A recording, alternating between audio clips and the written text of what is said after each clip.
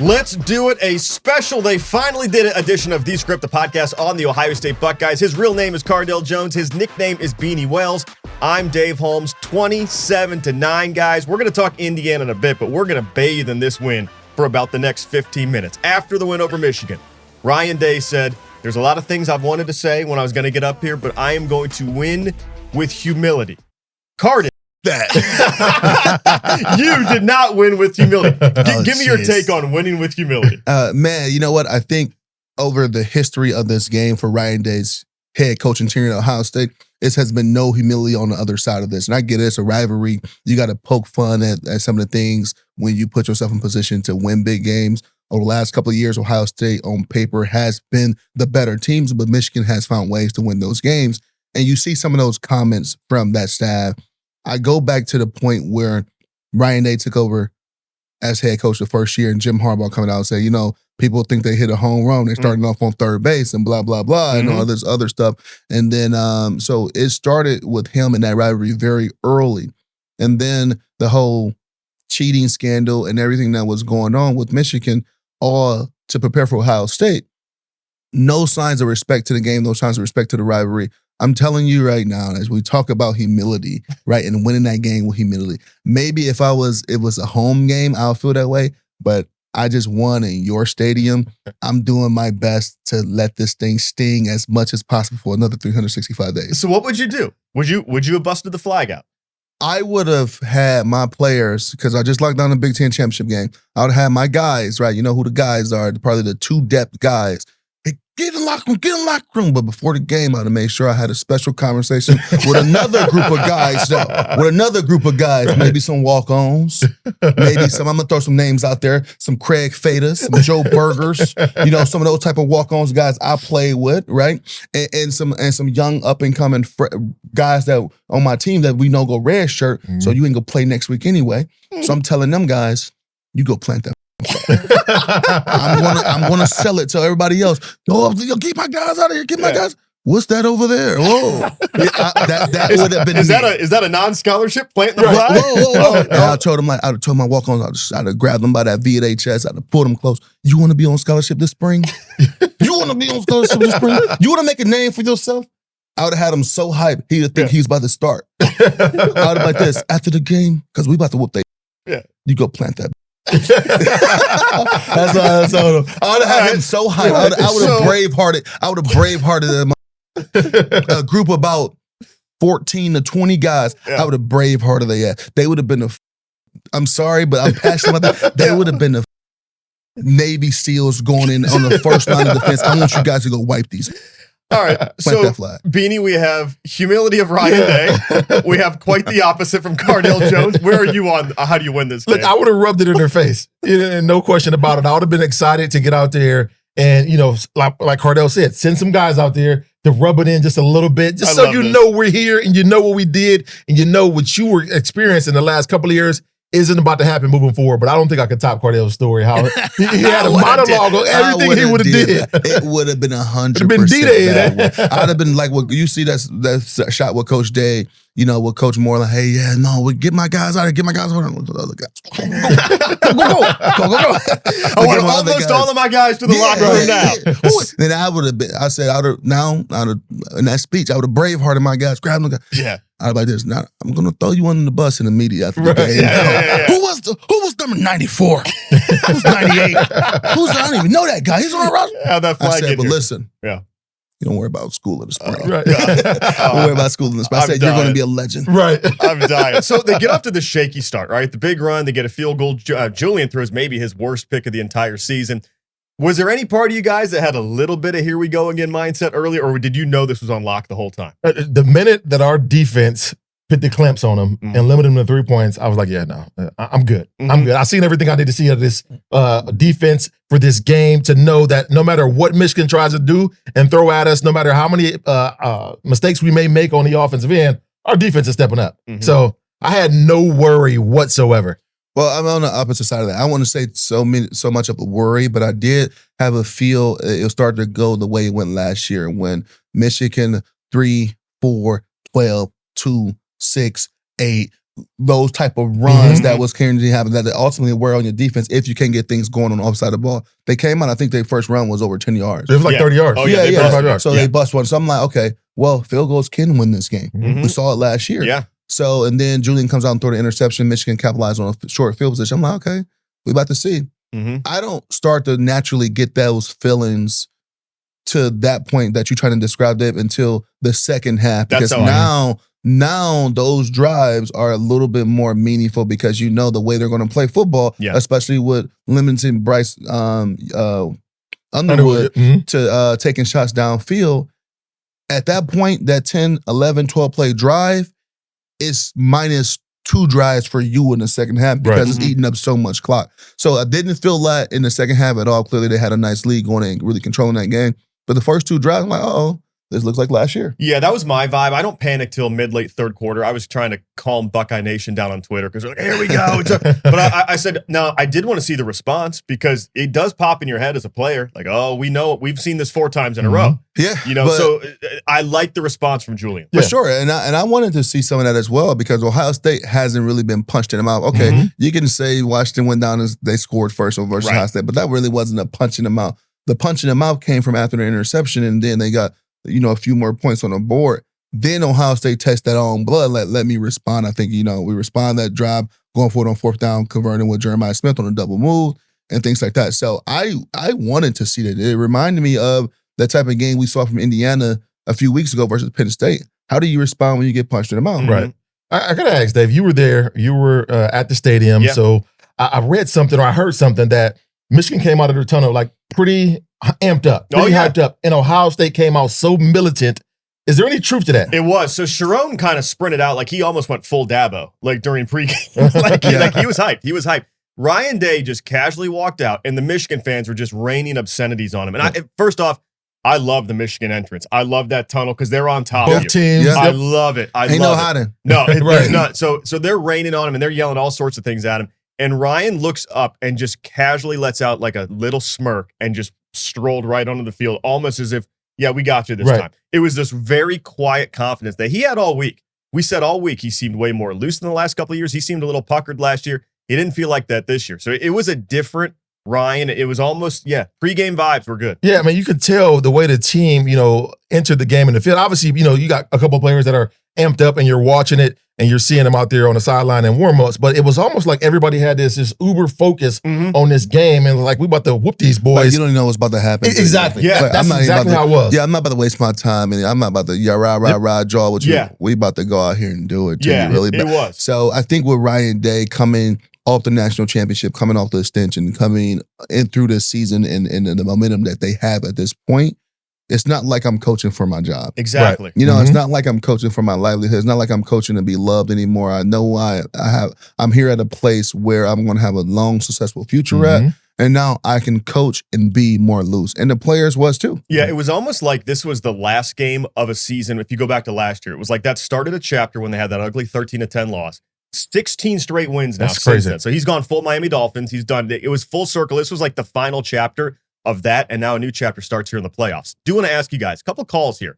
Jay Sean Barham can headbutt a referee and still play football. That's the craziest thing in the world. They should have thrown his ass out of the game immediately. Yeah, and you can sit there and say he didn't make complete contact. I don't care when you get it that you still close go to jail for attempted murder. No question. Right, exactly. When you get that close into a referee's face, a flag should have flown immediately, and then he should be out of the game. There's no absolute reason why he should be doing that, and there's no excuse as to why they didn't throw him out of the game. I couldn't understand that for the life of me. Yeah, for sure. He definitely should have been ejected from the game. Me personally, I'm glad he wasn't because I don't want no excuses when you're playing that type of game. Right. I want to have my good on good, my best on best.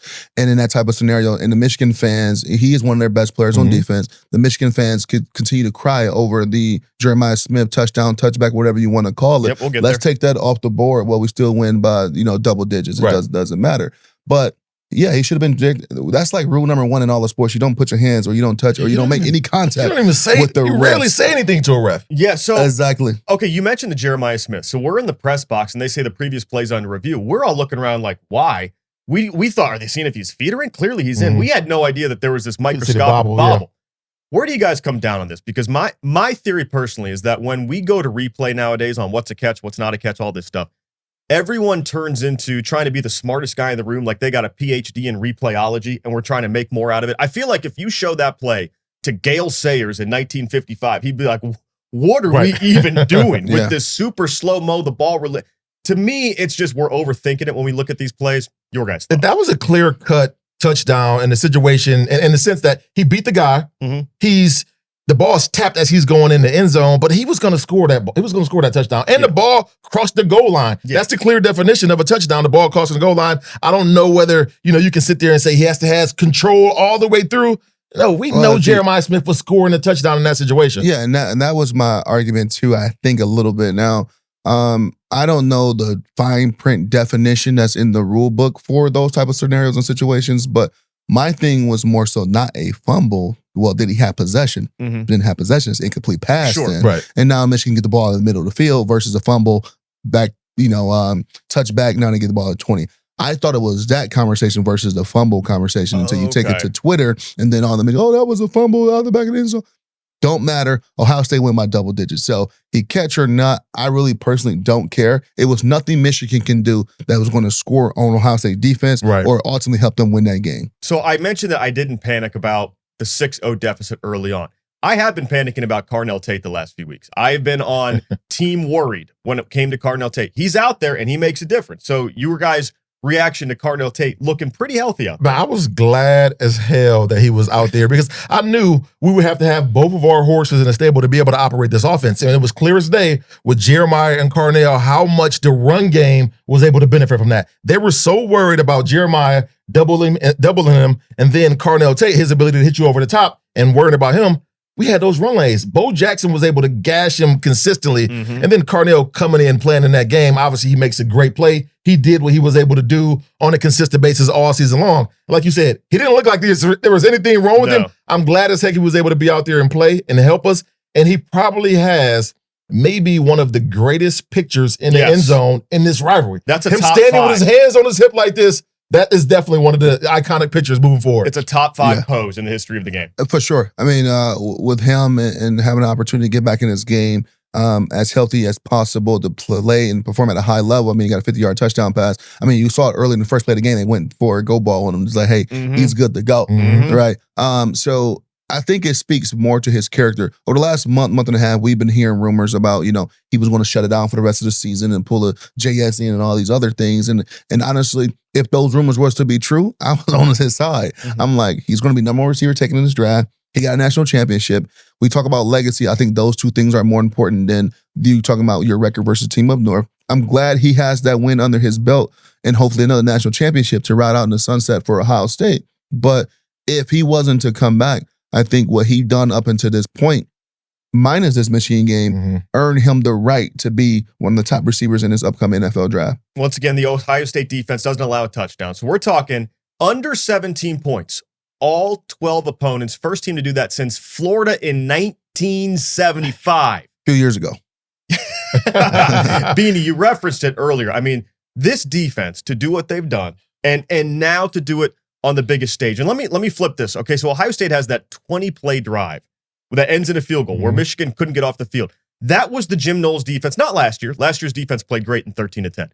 But 2 years ago and 3 years ago, that was our defense when they couldn't get a stop and they ran it down our throats. This time the script had flipped and it was the Buckeyes running it down their throat and the Ohio State defense that got off. Yeah, our defense was insane. Has been insane all year long. One player I got to go to specifically because we've been talking so much about the other linebacker. Sometimes he gets overlooked.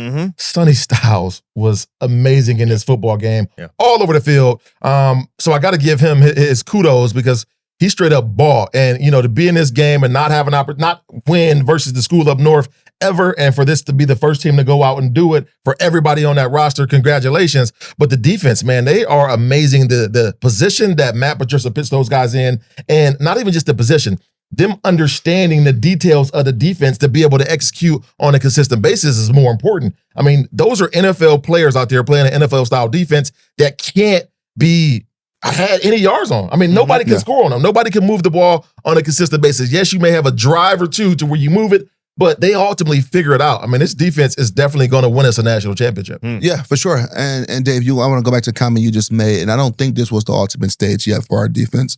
This upcoming week is, because they're playing against a high-powered offense. This will be the best offense by far they played against in the last probably 2 years. And I would say Oregon last year would be very similar as far as how dynamic they was on offense and the problems they can give any defense.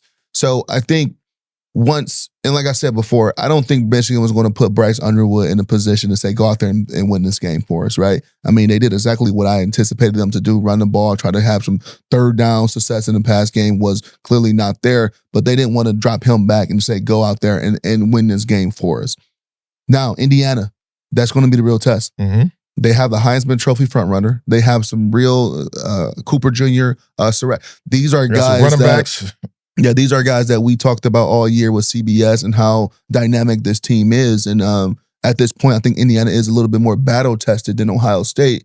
Just talking about strength of schedule and the consistency they've both been playing, I got to give the edge probably to Indiana as far as the quality opponents overall than us. But this will be the real test, and especially for our back-end guys. You know, these are two probably second-day receivers that Indiana has. Maybe one slip into the third day, an NFL draft, but they got a first-round quarterback. They got a guy who is potentially going to win the Heisman Trophy, and they got some guys who can run the ball, and they're physical. Indiana is the only team clearly in the Big Ten, but I will argue probably one of 3 to 4, maybe 5 total teams in all of college football is built just like Ohio State with the depth and the dudes that they have all around the field. Except in one position, and I know we're going to get to it a little bit later on.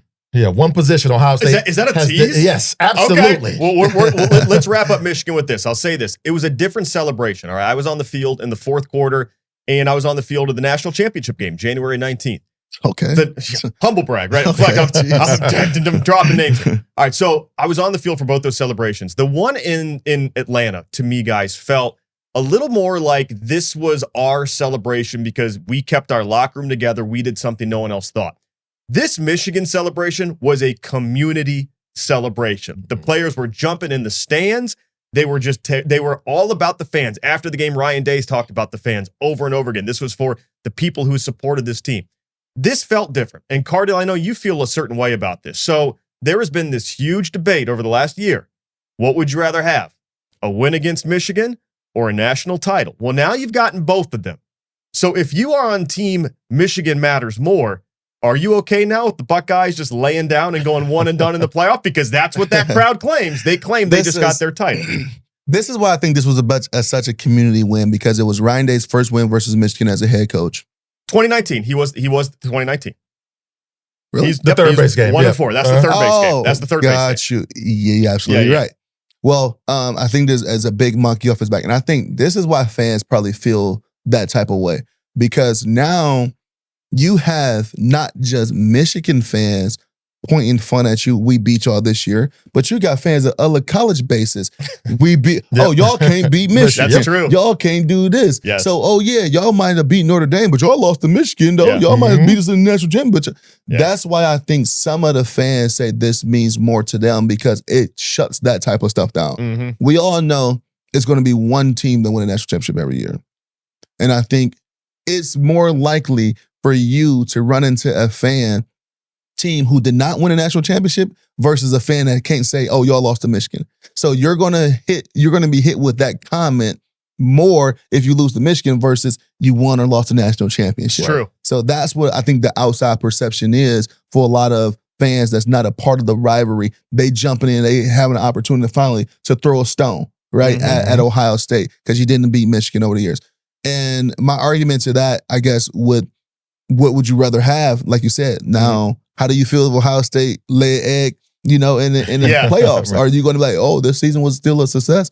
No, I guarantee you not. And I guarantee you those guys in that locker room is not going to feel that way as well, because the expectation, the standard, the everything is to win it all every year. I disagree. I think Ohio State fans are very calm and easygoing, Beanie. I think they'll be fine with the one and done. Yeah, I mean, obviously nobody be fine with the one and done, because I mean, this team has been so good all season long. They're too good to go one and done. Exactly. Right. They're entirely too good and too talented in every single phase that we have to go one and done. But I do not believe if it was a situation to where Ohio State doesn't win a national championship, let's say they lose in a national championship, I think people are still ecstatic about the program. People are still excited about the season and happy and settled. We beat Michigan. We beat our arch rival, and we coming off a year, we just won a national championship the previous year. We get to another one.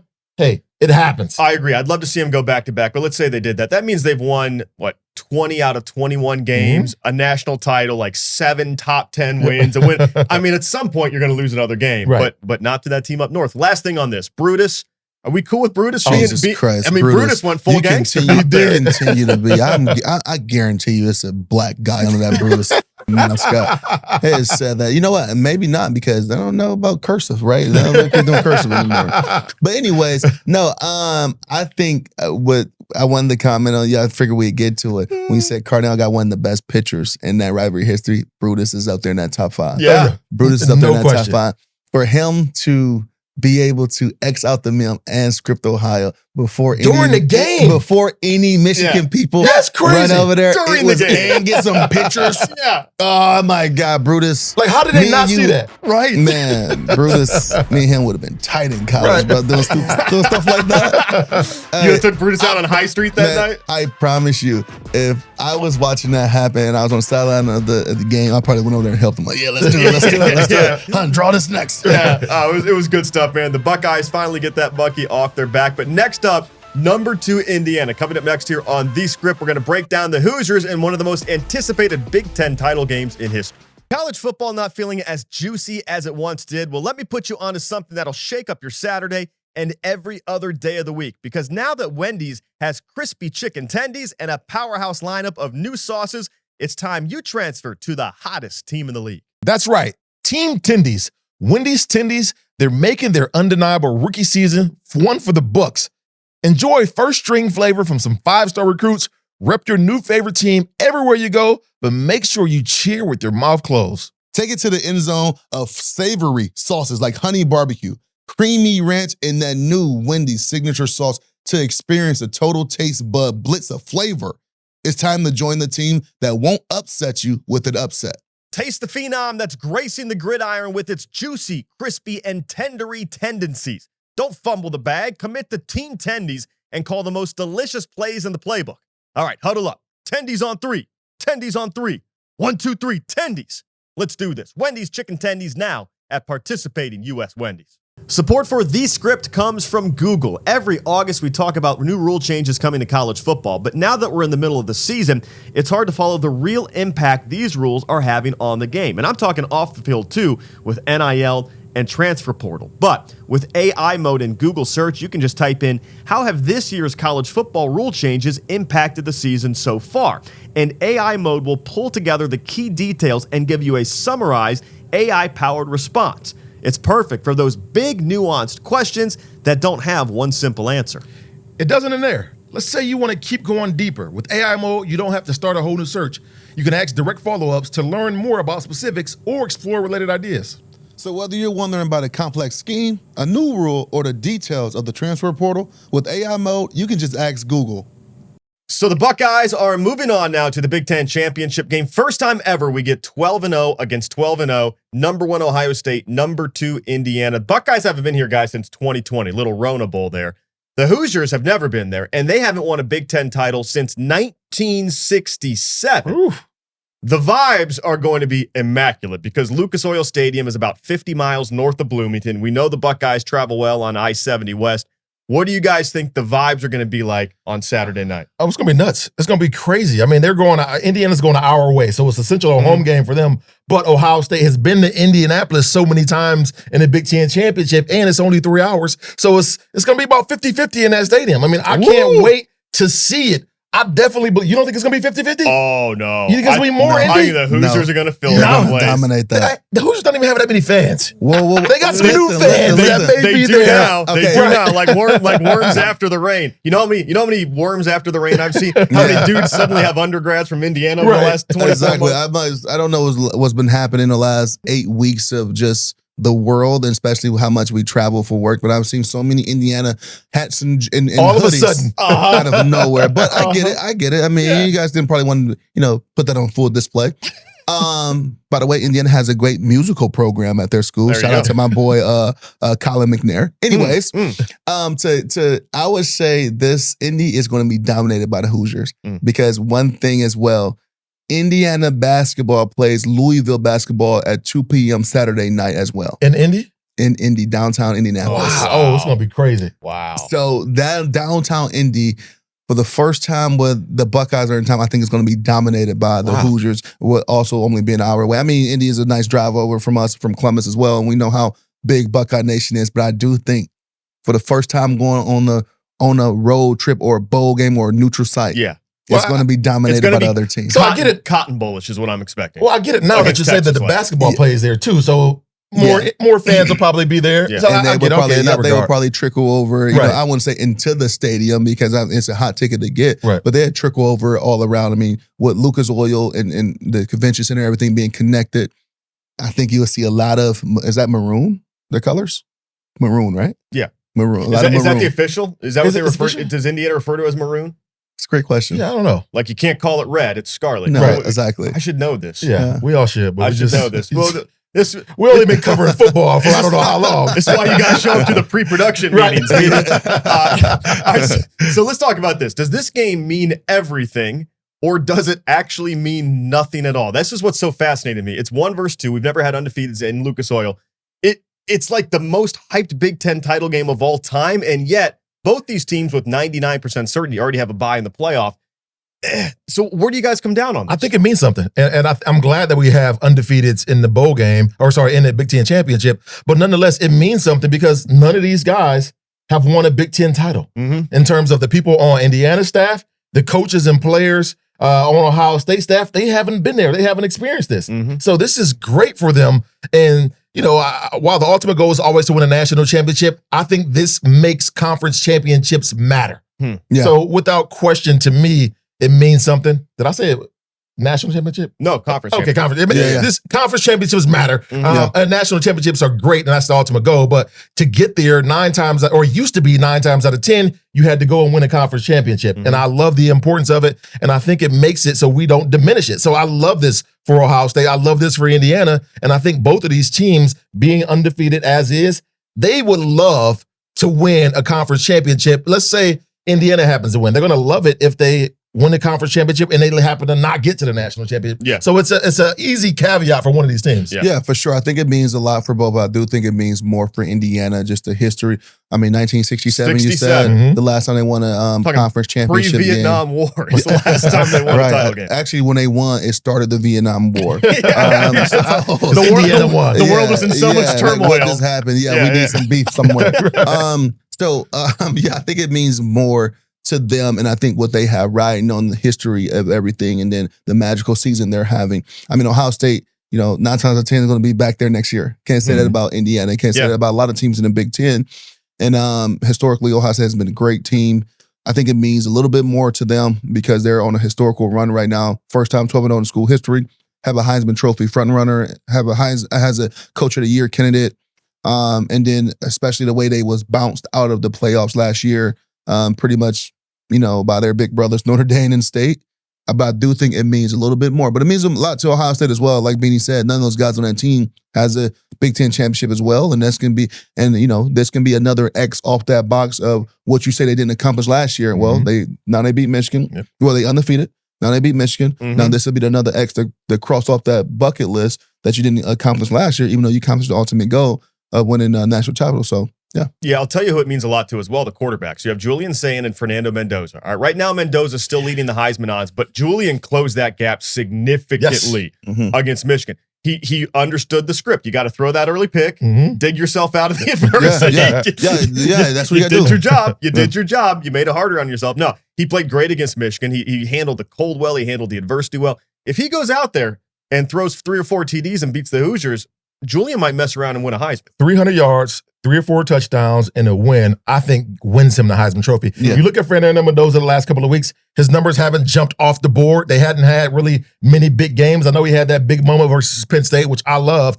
but I think that would do it for Julian Sayin because you'll have that head-to-head matchup. How do these guys play versus each other? Yeah. Both of these teams have great defenses, so how do they fare versus, one another's team and teams that are filled with, multiple first-round draft picks on both sides of the ball. So I think this would be a great opportunity for Julian Sayin to go ahead and wrap it up and lock up that Heisman Trophy. Yeah, for sure. I think it's a great opportunity for both of these guys because this is not going to be a stat padding day for either one of these guys where you can say, I'm just about to go out here and just try to put up as much stats as possible. I got to go out here and win this game. Yep. The numbers will be real. Exactly. So in those type of scenarios and situations, clearly you see the best performance out of your players. Yeah, it's over-under right now is, I believe, like 48. So they're expecting a 27-21 kind of game. So they don't think it's going to be an all-out shootout. Part of that is because you have two really good defenses. We talked about Ohio State's in the last segment. I know both you guys, though, think that people sleep on Indiana's defense because the offensive numbers are so prolific. That's where your eyeballs go originally, but they have a really good defense, too. They do. And one thing I like about Indiana's defense, I personally can't name one guy on their defense. Personally, I mean, for one, we don't cover them as much here. And then two, but they play so well together. And I think that's the most impressive part. They play really good together. It's not a one-song hero that I can think off the top of my head that say you got to watch out for this guy. No, I think their front seven is big, fast, strong, and physical. Go back to that Oregon game and the way they dominated up front and really controlled that Oregon high-flying offense with Dante Moore at the quarterback position. And they beat Oregon when Oregon was fairly healthy. I know Oregon is going through some injuries and stuff, but they was fairly healthy and having all hands on deck, and they got destroyed at home versus Indiana team. Defense in that front seven is definitely the strength of that defense. A lot of good players. Yeah, I mean, Indiana's one of their best players happens to be from the state of Ohio. Johnson? Isaiah Jones, linebacker Isaiah Jones, one of their top players in terms of tackles and sacks. But the one area I do believe we have the advantage, maybe two areas. I like Indiana's defensive line. I love their linebacking core. They're really good up front. Tyreek Tucker, Wyatt, they have some great defensive linemen. But I think our defensive line is your tease? So good. This is your my tease. This is the right. area in which I believe we're more dominant. You listen to the advertisements for this moment. Beanie, go. No question. Obviously, the defensive lines stack up numbers-wise. I think we have the edge. But the one area in which I know we are far and beyond better than Indiana is, it's the secondary. You look at what we possess on the back end. Caleb, obviously, we know what he is, one of the best players in all of college football. IGB, Matthews Jr. It's so many players in our secondary that are interchangeable that we can put in and that we have much more depth than Indiana does. And then our guys make plays on the ball on a consistent basis. That's not something that the Indiana defense does well in terms of taking the ball away consistently. Ohio State has that advantage right there. I'll say this, Jermaine Matthews Jr., I mean, he is Mount Rushmore trash talker in Ohio State history. My guy. Is that your guy? Oh, my God, Jermaine. I love him. He bring out that belt, Cincinnati guy. Cincinnati guy, straight from the gutter. I love it. I love him. I love his family because that energy he plays with. And it's so funny. You see certain guys, mannerisms on the field, and you meet them off the field, you'll think they're different. No, he the same way off the field. I love it. I love it. No nonsense, all about ball. Continue to find ways to get better, continue to find ways to get under your skin. And he's a competitor. And all those guys on the back end is a competitor. Right. But things I love to see from DBs is how do you respond if you give up a touchdown or a catch or a PI? He got short-term memory. And I think all those guys do. So that's the thing. But he ain't got short-term memory of what you did to him, but he got short-term memory as far as getting back and having that next play type of mentality and want to get his get back on somebody. So, but having that belt, I mean, I was just laughing. I was laughing so hard watching, I think it was Julian Sayin interview, on social media, and you see Jermaine in the background with a belt. I'm like, first and foremost, were you wearing that belt? Yeah. Where'd that belt come from? Bro, he takes a belt off a coach every single game. I saw that. I got a chance to see it. Because I always wondered, where the hell is he getting this belt from? But he's pulling off one of the coaches and going and just whooping something crazy, in that stadium. But IGB is another guy that has this short-term memory. Yeah. We watched him get so many penalties last year, and it's like he never made a mistake because he doesn't think about it. Yeah. He goes out and balls play after play after play. You're getting everything that he has. And that's why I believe the secondary is going to do wonders for us on Saturday. Yeah, it's funny. When you cover a team, you know who your guy is. And every team, there's like, if I didn't get an interview, who do I go talk to? Jermaine's my guy. Because after every game, I'm like, he will give me good bullets stuff. and board. If you want something, to talk about. Yep, he ain't worrying about being politically correct. No. He ain't worried about none of that. No. What'd you see out there? I had to lock his ass up. Yeah. That's Jermaine 24/7. That's exactly So I love how he is. I love him. Buckeyes favored by 5.5. I actually thought this line could be a little bigger, just given the reputation standpoint, but it goes to show that people do respect the Hoosiers, that they kept this thing pretty close. Yeah, Indiana is good, man. When we talk about what they're able to do on the offensive side, Fernando Mendoza, we already talked about. He's one of the Heisman front runners, but they can run the ball with the best of them, with him being black. Mm-hmm. And then Elijah Surratt and Cooper Jr. are very good. Like Cardale said, those guys will be at least second-day picks. I mean, they're dominant outside on the edge. And I love the story of Surratt. You know, he's a guy that came over from JMU with Kirk Cinetti. So he's been with him his entire career. And you can kind of see his progression year after year. But he's the unquestioned leader of that team. We talk about Fernando Mendoza. Surratt is the leader because he understands Cignetti and what he wants to do from a completely different standpoint that the other guys on that roster didn't. Now they do right now because obviously they've been there. They went through the trenches this season. But nonetheless, he's their leader and he's a big-time playmaker outside on the edge. Yeah, he's a guy that helped establish that Indiana culture, that Coach Cinetti culture within that program. And you've seen it, and you've seen the quick benefits of that. With already, the second year being in the Big Ten championship game, big time extension for Coach Cinetti and everything that he's been able to do with this team so far. But yeah, the line started off at I think 6.5 or 7.5, and now it's down at 5.5. I anticipated to drop probably another point, but for a kickoff.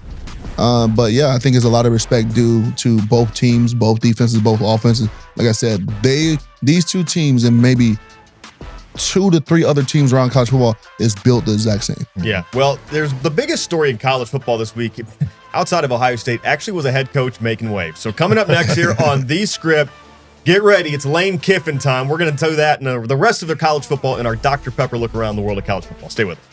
For Buckeyes and businesses, Branded Bills has you covered. Whether you're showing your scarlet and gray pride or you're building a brand of your own, nothing tops a custom hat. Branded Bills is a proud sponsor of Ohio State athletics with licensed Buckeye headgear that looks just as good in the horseshoe as it does when you're walking around Columbus. And beyond game day, they specialize in custom headwear that helps businesses, teams, and communities stand out with premium fit, finish, and style. So whether you are a diehard Buckeye, an entrepreneur, or just someone who want to rep their story, check out Branded Bills. Explore their official licensed Ohio State collection or design your own custom hat built just for you. Branded Bills for Buckeyes and businesses, licensed pride, custom style. Welcome back to The Script, the podcast on the Ohio State Buckeyes. YouTube is so much fun. Join us there. Click subscribe right now. But if you just like to listen, we got you on Apple, Spotify, wherever you get your pods. All right, guys. Dr. Pepper, look around the world of college football. We're going to get to Lane Kiffin in just a minute. I know you guys have some passionate takes here. Let's start with Steve Sarkisian, though, basically saying, how can you have a playoff without 9-3 Texas, right? Just like we about to have one. Right. That's how we're going to have it. You ready for a 9-3 Texas to be out? Oh, my God. Get out of here. Okay. Only 9-3 team, I think, can make it if this was to happen, if Alabama loses to Georgia. In a close game. In a close game. In a close game, because now you're talking about they're splitting hairs. This is a conference runner-up versus a team that they beat earlier in the season at their place, knocking off their 33-game home win streak. I think that argument is 10 times stronger than Texas' argument. And if Texas, in my opinion, would have played Georgia close, then we could possibly say, you know what, that game went either way. Look at the matchup, look how it went. But they were just blown out. I mean, Georgia controlled that game start to finish, and Arch Manning and the Texas offense weren't able to do anything. So I'm not with Sark in this situation. Sark, you guys didn't play good enough down the stretch. You lost too many games. And when you played Georgia, who's another playoff team, you didn't look good at all in any phase. Well, I wouldn't say, okay, that argument, he would flip it on you because they beat A&M, who was a playoff team, who was talking about getting a bye up into this week. But my argument to that is that A&M been playing with fire all year. Exactly. A&M should be a 3-loss team right now. 100%. They should have lost to Notre Dame. They should have lost to South Carolina. And then They should have lost to Arkansas. They probably should have lost to Arkansas. But honestly, they really didn't play anybody all the way up into the Texas game. Now, if they played Notre Dame maybe 3 weeks after that game, when Notre Dame started to really hit on their strides, even though Notre Dame should have won that game, I think that game for sure goes in a different direction outside of the holder don't bobble on that freaking snap on that field goal. So his argument is, we beat, I think they was number 2 or number 3 team in the country at that time, but they've been playing with fire all year. Yeah, no, I agree with that. Okay, the other big debate that we're going to find out, Miami against Notre Dame. All right, so both these teams are 10-2. For whatever reason, society has decided that Notre Dame is better. They're higher in the polls, the rankings. Society has chosen the Irish, even though we saw these teams play on an actual football field, and I understand that Marcus Freeman's agent next to me is about to go to work. Right. So, Beanie, explain to me, talk to me like I'm dumb, to where we need to talk about a resume when these two teams literally played each other. Look, when Notre Dame played Miami, that was end of August, beginning of September. Yeah, it was early. So it was early. What should you see out of a championship caliber team? You should see them start to trend upward and get better. Gosh. Notre Dame has done that. They lost to Texas A&M, which that game could have literally went either way. Yeah. When you watch Miami, what did they do? They lost to SMU. They lost to Louisville. And these teams are terrible. And Notre Dame lost to Miami. Yeah, but it was early. This is what we have to go to. It was early in September. It matters, the Beanie. You are playing SEC hypothetical football games right now. The beautiful part is we saw these guys play. Cardale, it's the are you on Team Marcus? You're on Team Marcus too, aren't you? You guys love him. No, we're on the logic. They look better at the beginning of the year. Okay. One thing I can say. The way Miami looked in the beginning of the year, really good. Mm-hmm. I mean, was favored to win the ACC. I had them picked to win the ACC. I had them picked to be one of the top 4 seeds. Injuries hit them right at the wrong time. Mm-hmm. Losing 2 of the 3 games, losing 2 games in 3 weeks doesn't help your cause, and especially when the 2 teams you lost to not even playing in the conference championship game. Last 3 weeks, Miami has been healthy. Last 3 weeks, Carson Beck has been thrown for basically 80% completion rate. Last 3 weeks, Miami has dominated their opponents, even running it up last week of the game winning. Well, not the game winning touchdown, within 50 seconds and taking a shot in the end zone. Which I love because I hated the Narduzzi saying the Notre Dame game didn't count. We love that. So if you're looking at the way they're playing right now, they are a top 12 team in the country, Miami. For sure, top 12. Now, I don't know where they at between that 9 to 12 range, but they're for sure a top 12 team in the country. Now, let's flip the case on Notre Dame. We looked at Notre Dame's schedule after they lost to A&M. You said, oh, they should boat race everyone else. What did they do? They completely did. They beat the crap out of everybody. They did. Came to look a lot better. And we thought the same thing after the Florida State game with Miami, where you looked at the schedule, oh, they're not going to play anyone else ranked into the conference championship. They're going to play Georgia Tech. And the injuries clearly, put a roadblock in the road for them guys, and they dropped, like I said, 2 and 3 weeks. That don't help your case. So I think when you look at the longevity body of since they played each other, what has happened, unfortunately, Notre Dame got the better resume. I just think this, Beanie, that if Ohio State were 10-2 right now and they needed that Texas win in week 1 to count for the resume, and people were trying to discount it and saying, oh, if it came down to Ohio State against Texas, I bet you'd feel a different way about this. I bet you'd feel a whole... I think it depends where those 2 losses came from. Right, you guys... I think that's what matters. Where the 2 losses come from. I can't believe I have You can afford one slip up. Like, if they lose just versus Louisville or just versus SMU after SMU just got hammered by Wake Forest and held them to less than 200 yards of total offense, then, okay, they had a slip up. But I don't think you have 2 slip-ups. So that would be the equivalent to us losing to Rutgers game. Yeah. And then potentially the UCLA game. Yeah. So it wouldn't look good. I mean, you wouldn't have a leg to stand on. It would not look good, man. I get it. That's the tough part about it, is when those 2 losses came and versus who. That's the tough part. Okay, so now it's time for our Buckeye Basement Solution, where we try to fix something in the world of college football. And guys, something's broken with the way these coaching things are handled. So Lane Kiffin, for those of you who have been living under a rock, he is out at Ole Miss. He goes to LSU. And this got nasty because Lane wanted to stick around and coach the playoff. Ole Miss was like, sorry, you chose them in a 9-figure contract. Get out of here. What do you guys think about Lane Kiffin? Because I'm sympathetic to this situation. You can't tell your wife, hey, I want to divorce you, but can we still hang out over the holidays this year? On some level, once Lane decides he's gone, I think he's gone. But I think Beanie's about to come down pro Lane Kiffin, which is a scorching take. I am in this situation, and I am because I understand, where Ole Miss is right now. Ole Miss is about to do something that they've never done in school history before. So you're going into a completely new situation in terms of getting to the college football playoff. Potentially they were, going to be in the SEC championship, but obviously that didn't happen. But you're telling me now you've gotten all this way. You looked phenomenal all season long. You want to change up things in terms of who's going to be play calling, who's going to be at the helm of this, and still think you're going to have a chance to win a national championship?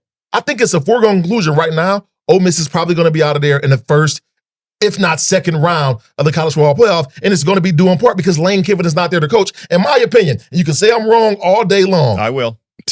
He should be allowed to coach in this game, and you should want him to coach in this game because you want to be at your best. You can't tell me that an interim coach is going to allow you to be at your best in terms of the play calling and the rhythm that you're going to have out there on the field. And when the players are going to get into a rut, they're going to turn to their leader. And their leader has been Lane Kiffin and figuring out ways to get him out of trouble. Don't let the door hit you. He's not coaching about team on in the playoffs at this point. Are you crazy? And not because of those reasons you mentioned. I do think he gives them the best chance to win the game. That's all that matters. That's all that matters. No, it's the best chance to win. I want to win a national championship. But he sets you back in recruiting. He sets you back in the coaches' hunts. He sets you back moving forward. So you're willing to lay it all on the line right now for another month and a half for potentially being set back for years by not signing the right guy. Look at these coaching movements that just happened. I mean, you got North Texas can potentially be still in the playoffs. I mean, I know they got a long run, and that coach just took another job. And then you got South Florida. I know they're not in the playoff run, but we got to get ready for the next recruiting class. Signing day is tomorrow, which it will be today when this show is dropped. And I got to get ready for that. And I'm LSU. No, I don't want you coaching that game either. I don't want you to fickle yourself, right? If, for the ones who don't know what I mean, fickle yourself. Coach Fickle, Luke Fickle, was offered the Notre Dame job, and Notre Dame wanted him to come take that job. And he's like, I can't do that right now. I'm coaching in the college football playoffs. I can potentially win a national championship. As Cincinnati's getting ready to play Bama in the first round. And it's like, well, we need you now to make a decision because we got to hit the ground running and lock down some of our recruits because our guy, Brian Kelly, is trying to take someone with him to LSU. So you have all of that aspect of it. And I think it's just a product of the timing of everything with the playoffs, the portal window, and signing day. It throws a huge wrench on allowing the coach to really finish the year. Look, Lane was okay with telling LSU to wait. LSU was okay with waiting. And so the recruiting aspect, in my opinion, it was moot because Lane Kiffin was going to do it moving forward, and he was going to get recruits without a doubt. And people, LSU is like Ohio State in a sense that there's a lot of times where there's players that commit to the university and you're not committing to the coach. Yeah. And so I think they were going to be fine recruiting anyways. I'm just talking about the best opportunity to win. And if I'm Ole Miss and I'm already set back, at least I want to do is win a national championship. I'll be set back for 100 years. I never won one before. But I'll just be too worried about the tanking and the tarnishing and the corruption of Lane Kiffin still talking to Ole Miss recruits, knowing that he's going to be somewhere else in a month. Like he was trying to take players. He wanted to take his coaching staff. Still going to do it though. That's the thing. It's not going to stop. At least you're gonna. But at least you ain't doing that shit wearing the Ole Miss Rebels t-shirt and saying that no, Kurt, hey son, don't look at this Rebels. We're doing this. Trinidad Chambliss is going to be in an LSU jersey next year. He's going to get another year of eligibility. Or you think Kewan Lacey will be in an LSU jersey next year. The shit's still going to happen. Yeah, but you think Chambliss or Simmons, LSU? One of them. One of them for sure. Yeah, one of them for sure. One of them for sure. Okay, so do we need to fix the schedule here? Do we need to make a hiring moratorium, push back signing day? What do we have to do to fix this? That's our Buckeye Basement solution. Yeah, we absolutely do need to push everything back. I hate it. Look, I mean, I think it's the wrongest thing in the world. I mean, I don't want a coach to have to be forced to make a decision to leave in the middle of a year, especially when he's making a historic run. And then the powers that be shouldn't want this. So I don't know how we have these people making all this money, making these stupid decisions not to make everything align to where it fits with recruiting, it fits with school scheduling, it fits where coaches can make the proper decisions in a lot of amount of time. I don't know how you don't get this right. It's too much money at stake for the NCAA and these institutions to have to be forced to make these decisions. Unfortunately, you can't. It's impossible to fix. The way to fix it is start the season and probably about a month and a half earlier because you got to have that signing day to get kids enrolled for January semester. That's what it is. True. So, and then with all of that being said, it ends the calendar year. Remember, we're student athletes. So it ends the academic calendar year and everything else needs to fit there. Yeah. Only how you fix that if you're starting the season probably, June. Yeah, no, it makes sense. Well, if your damp or wet basement needs a quality solution by a local company, time to call Buckeye Basement Solutions. They are the pros when it comes to waterproofing, foundation repair, creating dry, healthy spaces you can actually use. No more leaks, no more worries, just peace of mind under your feet. Company founder Brian Mastroianni and his team of Buckeye Basement Solutions wishes you a safe and happy holidays. Get on BuckeyeBasementSolutions.com. Couple other things before we wrap up today, guys. Pat Fitzgerald back from the dead, former Northwestern coach who left under great scandal, and then he sued the school. They settled. We're not sure exactly what the settlement was, but he's back, and he's a Michigan State Spartan. I love it. Yep. I mean, and it's crazy. They just hired a coach at Michigan State. He was in his second year.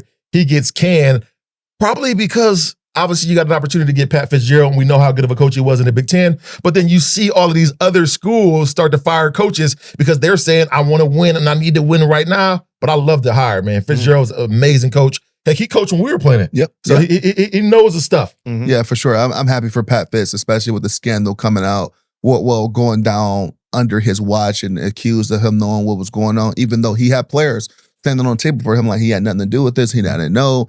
And clearly he lost his job for that. And I think it was about a 3-year investigation and going through the litigation process to clear his name, and now have an opportunity to be back from the dead for us his coaching career. So I'm excited for him, and I hope, they play Michigan State plays Northwestern next year, and I hope he beats the brakes off of them. Yeah, that'll be a fun one. Oregon's offensive coordinator Will Stein is now the new head coach at Kentucky. That means all my Kentucky fans here in Ohio can stop texting me about Brian Hartline. Right. That is off the table. If you don't want to lose Hartline, that's one bullet they've dodged. Did Hartline interview? It was reported that he was going to interview. It's the alleged rumor. Wow. It's an alleged rumor. I don't have confirmation either way. Beanie looking to get one of his guys potentially over here at Penn State. Kalani Sitake. Yeah. He may be a Penn State guy. At BYU, I mean, he's done some great things there. Yeah. Mm-hmm. I mean, it's crazy that, Penn State is a job that has been open for, 6 weeks now and hasn't been filled. I personally feel like they got their guy right now. Yeah. What's his last interim? Name? Yeah, the interim guy. Yeah. I think Kalani Sitake, though, would be great here. That dude's a hell of a football coach. My only worry about things like that is coming from, Urban did it from Utah to Florida, but coming from such a culture different program and lifestyle to something that's, I wouldn't say more mainstream, but something that's just completely different. Right. What are the things that he installed in BYU can he install there, and how will they correlate and things like that? Going from the churchgoers to the heathens. How's that going to work? You're going from playing in a holy war to playing in the YSC Bowl. I love it. All right, few quick takes here on the way out. BYU minus 12.5 against Texas Tech. Big 12 title game. You have a lean there? I got to take Texas Tech in this situation, man. Yeah. The last time we saw BYU and Texas Tech plays, Texas Tech ran them. It was ugly. And I can't think that it's going to be much different. Yeah, especially with the head coach potentially maybe one way in. Yeah. He's leaning out the door. We've seen that distraction. Yeah. All right, how about Georgia minus 1.5 SEC title game against Taking it. Hammering it. You're hammering Georgia. I'm hammering it. Georgia, I love it. Georgia? I'm taking Georgia. Yeah, I think so too. And then this one's fun because it's Virginia is a 2.5-point favorite against Duke. A game that has playoff implications, allegedly. Duke money line. Yeah. I'm going with Cardale. This guy loves Duke. Duke is going to win this game. Duke, you guys don't know how bad I need y'all to stir up the college football playoffs and everything. And Cal, you came through from me last week with a game-winning touchdown, beating SMU to put Duke over the top. I guarantee you Duke was sleep watching that game, and they woke up and said, holy shit, we playing in the conference championship game? We was getting ready for the bowl season. I thought we was off this week. Yep. 5 losses. That's crazy. I'm taking Duke, though. I'm right there. All right. Well, if we learn one thing this week, it's that Beanie could join another podcast next week, Cardale, and just tell us to deal with it. That's it. That's the way he looks at life. No loyalty from our guy here. No. All right. Well, we're going to be back next week to talk about potential playoff matchups for the Ohio State Buckeyes. We'll see if they can beat the Hoosiers at Lucas Oil. Join us next Wednesday for another edition of The Script, a podcast on the Ohio State Buckeyes.